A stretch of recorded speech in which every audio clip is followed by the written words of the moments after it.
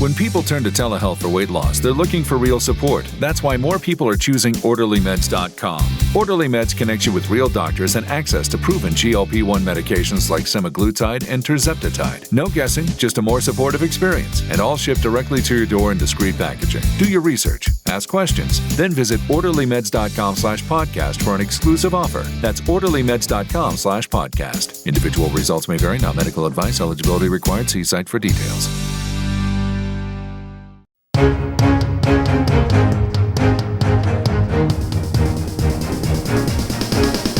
This is the Washington Times front page for Tuesday, May 26, 2026. Thanks for joining us.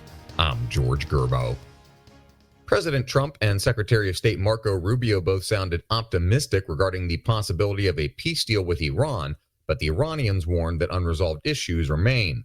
Over the weekend, Mary McHugh Bell reports Trump said a peace deal with Iran is largely negotiated, while Rubio said an agreement to reopen the Strait of Hormuz could be announced imminently.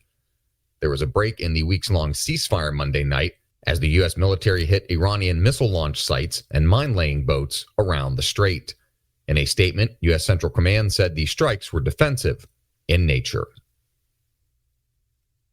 Voters in Texas are heading to the polls to close one of the costliest and nastiest Senate Republican primaries in state history. Susan Freechair reports the runoff between Texas Attorney General Ken Paxton and incumbent Senator John Cornyn concludes after President Trump made an endorsement for Paxton.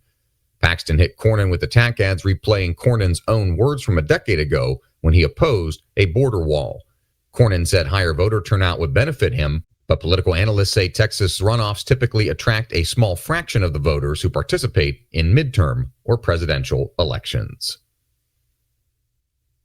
Immigration and Customs Enforcement has met a wave of judicial restraint for its policies and the way it conducts itself in court. Stephen Dinan reports phrases such as bad faith and secret policing keep popping up in these cases, even as judges have started to tally how many of their orders they say ICE has defied. Sometimes judges are prodding the Justice Department to push back on ICE. In one case, a judge accused ICE of making an arrest and later backdating a warrant to make it appear one had existed before the arrest. That's a problem for the government, which is traditionally given the benefit of the doubt in federal court. D.C. authorities tasked with keeping the road safe are not focusing enforcement operations on red light runners and speeders who routinely trigger automated traffic cameras. Matt Delaney reports neither the Metropolitan Police Department, which can ticket and arrest drivers for traffic violations, nor the Department of Public Works, which impounds cars with unpaid fines, target the small group of drivers who regularly flout traffic laws.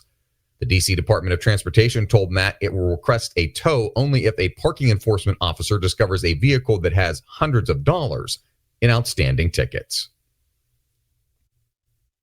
Poland has offered to build the infrastructure necessary to host a permanent U.S. troop presence. Deputy Defense Minister Paweł Zaleski told Arjan Seward the offer to host U.S. troops permanently was part of broader discussions last week between high-ranking U.S. and Polish officials.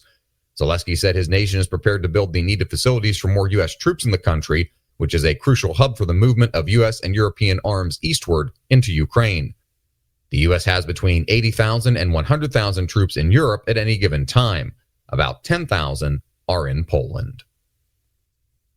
And finally, employers have shifted from using artificial intelligence for sorting resumes to taking its advice on which employees to eliminate in layoffs, according to a recent workforce report. Sean Salai reports My Perfect Resume's survey of 1,000 hiring managers found that 52% use AI to generate productivity data for workforce planning decisions, including restructuring and role evaluation.